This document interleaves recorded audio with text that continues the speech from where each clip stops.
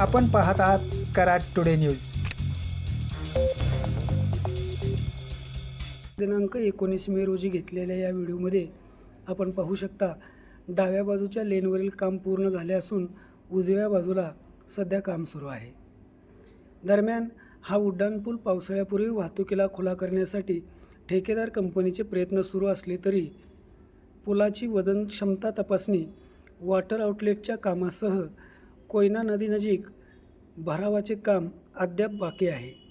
त्यामुळे या उड्डाणपुलावरून वाहतूक सुरू करण्याचा सध्या तरी कोणताही मुहूर्त काढण्यात आलेला नाही। या पुलावरील कोल्हापूर-सातारा लेनवर अजूनही 2 टप्प्यातील डांबरीकरण करण्याचे काम बाकी आहे।